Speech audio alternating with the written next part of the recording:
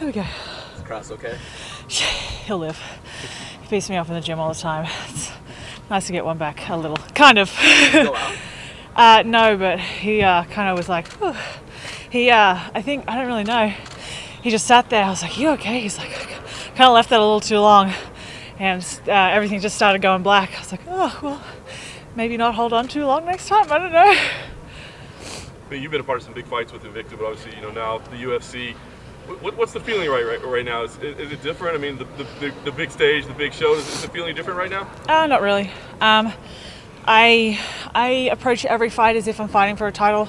So, and the amount of pressure I put on myself is going to pale in comparison to, everything else. And, I've done everything physically, mentally, emotionally, whatever you want to say, to be ready for this fight. And I'm just here to have fun, show what we've been working on the last year and a half, and get my hand raised. It's been a long time since you've actually competed. I wonder, have you taken any special steps? I mean, we'll hear about cage rush or whatever the case may be. I mean, do you believe in that? Have you done anything special to make sure that your timing, the feel will all be there? I personally think cage rush or ring rust, whatever you want to call it, is bullshit. I think it's a mindset. Look at Dominic Cruz. He took 2 years off, come back and won the belt.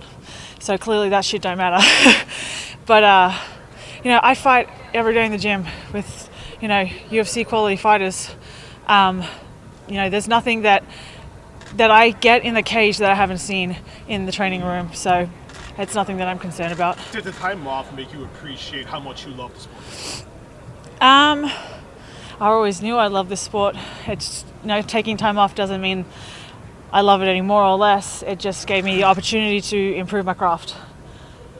Holly has been saying that she wants to go back to 135 possibly after this fight. If that's the case, does this fight really make sense as kind of a 145 title fight? You could just be fighting Cyborg in that case. I don't really pay too much attention to that stuff. All I can control is myself.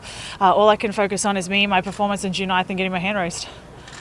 Is the Cyborg fight the one that you wanted about coming back, or were you? We don't really care. We were at a point that I was just like, look, we want to fight. Whoever it is, we'd be ready for Chris, Holly, whoever it was, we would have been ready anyway. What do you see in her game? I mean, she's had mixed results. I mean, but obviously she's accomplished some great things. But Holly? What do you see when you break Holly down? She's a very great athlete. She's got a lot of movement. She does counter-strike a little bit. She's strong in certain aspects, but I feel like my strengths are gonna really shine through in this fight, and I think this is a really great opportunity for me to showcase that and get a win. We've been focusing on this game plan. We've been focusing on Holly, and everything what we've been doing on training. Like I see that happening in the cage on Saturday and getting my hand raised. Do you think her power translates to 145? No, she wasn't knocking anyone out with her hands at 135. So why would it translate up? It just doesn't really work that way. Do you think you'll have a big size advantage over her? You're a natural featherweight. She's moving up from bantam, probably going back to bantam, as Mark mentioned. I'm sure. There's not a lot of females who are 6 foot tall, walk around 175 pounds. So, I'm sure there'll be a size advantage. 6 foot, 72-inch reach. That's big. Ultimate Fighter, the next season is going to be the women's featherweight division. Would you like to coach against Cyborg if you get a win here? Oh yeah, definitely. I'd definitely love to be an integral part of growing the division. But in itself, if the opportunity wasn't presented to me, I wouldn't mind either. I'm just glad that they're finally bringing in the featherweights. That's something that we've been wanting for a really long fucking time, and finally it's happening, and I'm just glad to be a part of it in some way, shape or form. You know most of them. You fought against a lot of them. Who should we look out for on the show, given who's tried out? Do you know who tried out, or who people should keep their eye on from outside the organization? I didn't really see who tried out. I know Cindy Dandor tried out. She's a phenomenal athlete. She's a good grappler, and I definitely see her, if she makes it to the house, giving a lot of those girls some problems. There's Pam Sorensen. She's a great fighter. There's Ediana Gomez. She's another one to look out for. So I feel like if those girls make it, I'm interested to see them fight. And you think the talent is there? That there's a deep enough pool of 145ers to make up a good division? Well, you can't start a division with 50 fighters if you're female. It just doesn't work like that. In every division, you need the top, the middle, and the bottom. It's how you progress up the ranks is you start fighting tougher fighters, tougher opponents. So you can't just start off with like 50 top ranked fighters, because it's going to kind of stalemate at some point. So I think there are girls who are in the flyweight division who are 2-0 in the UFC, and there's girls in the featherweight division who have 10 or over 10 fights that aren't in the UFC and deserve to be there. So I don't really care. I don't really pay attention to there's not enough talent, blah, blah, blah. I think it's all bullshit.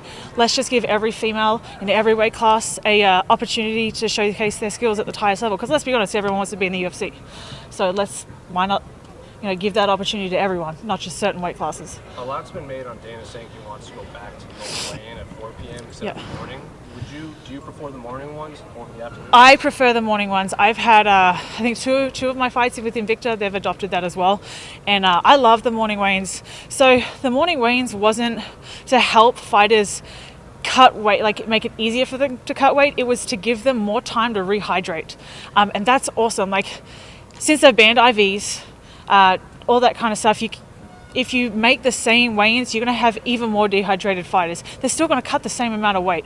They just have less time to rehydrate. So that just doesn't make sense to me. Personally, I think the actions of a few people who can't manage their weight and who can't make weight like they're supposed to shouldn't affect the rest of us who do and are professional and do cut weight and make the weight when we're supposed to. How is your weight cut going right now? It's going great. Yeah. I'm on point. Yeah, it's going on point. Usually I come in with a big cut this week. That's fine. I'm used to that. And I'm working with Tyler Minton and Lockhart and Leith team. They, in my opinion, are the best in the business. And I know they're working with a few fighters on this card. They work with a lot on other cards as well. So, if I want to cut weight properly, rehydrate properly, like I want to work with the best to be able to do that and perform at my 100% capacity on Saturday night.